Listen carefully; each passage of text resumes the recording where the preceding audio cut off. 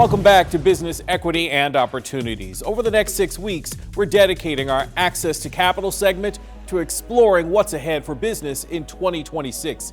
We'll be sitting down with top experts in business and finance to hear their perspectives on the economic outlook and gain insight into trends, opportunities, and challenges to help you navigate the year ahead. Last week, we caught up with economist and innovation strategist Brett Swanson, fresh off the stage at Elevate Ventures 2026 Predictions Workshop. His topic, AI and technology-driven growth for 2026. This is Business Equity and Opportunities. Access to Capital. My name is Brett Swanson. I live in Zionsville, Indiana. I do economic and technology research, trying to figure out the internet and chips and the whole digital world and how that affects the economy. You know, I've always loved technology and trying to figure out what's going on in the world. And if you look at sort of, economics, technology, there's such big driving forces in the world, but they're super complex. They're not simple. And over time, I sort of learned that I love trying to synthesize information from whether it's the economy or from business or from public policy, politics, what's happening in the world, and try to tell a plausible, unifying story so that other people can sort of better understand what's happening in the world. Doesn't mean I always get it right, but at least I think I have a good idea about what's happening and how to connect these different powerful forces and how that might play out in people's lives. So I talked about AI, which really is the biggest technology story, probably, certainly today, but probably in history.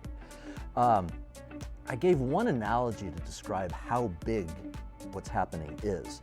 So for the last 30 years, from 1995 to 2025, the United States invested about $3 trillion to build out the internet. So that means all the fiber optic networks, all the broadband links to homes and businesses, all the mobile cell phone towers and base stations, all the first generation of cloud computing data centers that hosted our web servers and served up our YouTube videos and Netflix videos and so forth. So that's $3 trillion over 30 years. Right now, the big AI companies, the hyperscalers as they're called, so that's Google and Microsoft and Facebook and Amazon and Oracle and several others, they are going to invest about $3 trillion building out these new AI data centers, these giant computer warehouses in just the next 6 years, from 2025 to about 2030. Now those are projections, so we'll see if that happens. But that tells you the scale of what's happening. This is the biggest technology infrastructure program in history. And hopefully what comes from that is these amazing new tools, software tools, digital tools, that some of us are starting to use now, whether it's ChatGPT, whether it's Grok, whether it's Claude, some of the other offerings. I agree, they should embrace it. It's a tremendous opportunity. These tools are so easy to use. I think people shouldn't be intimidated. This is the easiest to use technology maybe in history. All you need to do is type a question or use your voice to ask a question, right? It is so accessible, and this is one of the things I talked about today, is that each generation of computing technology democratizes it to more and more people.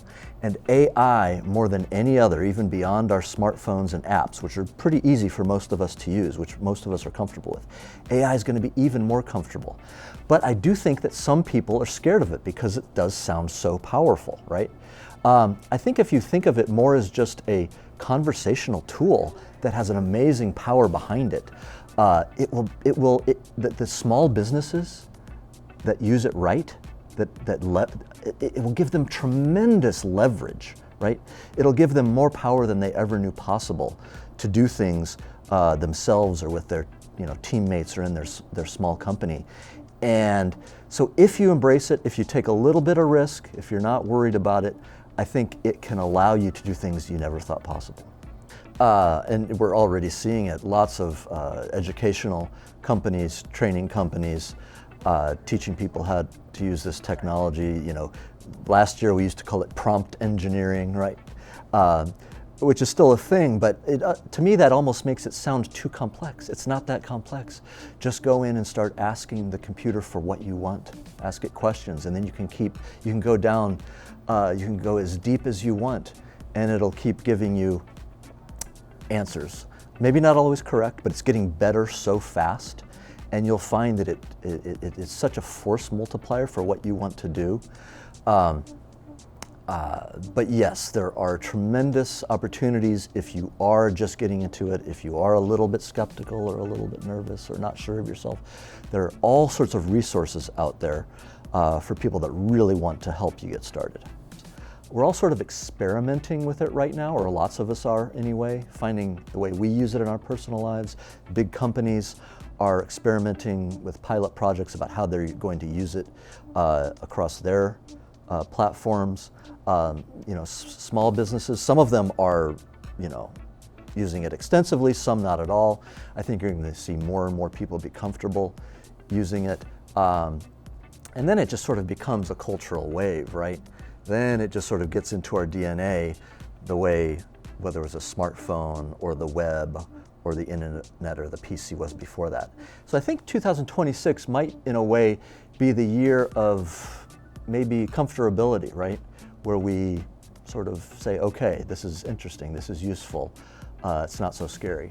I think the leverage that AI can give small businesses is tremendous, and maybe even in a way they can adopt it faster and better than big companies, because big companies are trying to figure out, how do I deploy this across thousands of employees? I've got all these systems that we've invested heavily in over the previous number of years. How do I integrate it with my big systems?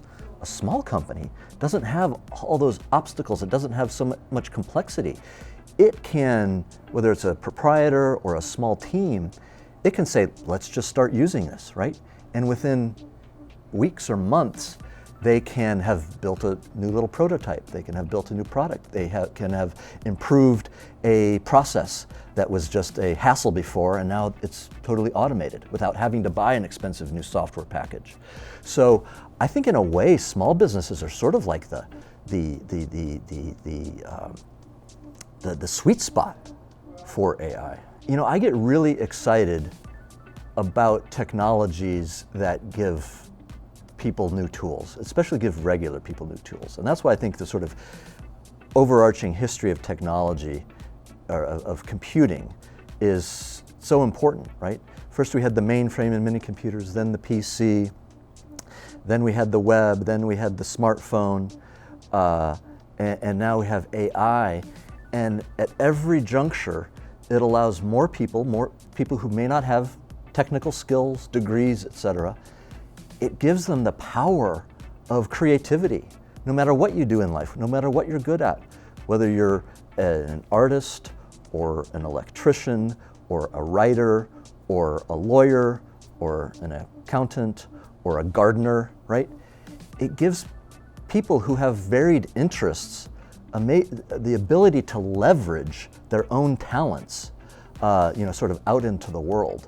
So that's one reason why I get excited about technology. Next week, we'll hear from Jim Bullard, Dean of the Purdue University School of Business and former President and CEO of the Federal Reserve Bank of St. Louis. Coming up, combining the pleasure of holiday shopping with some B2B networking.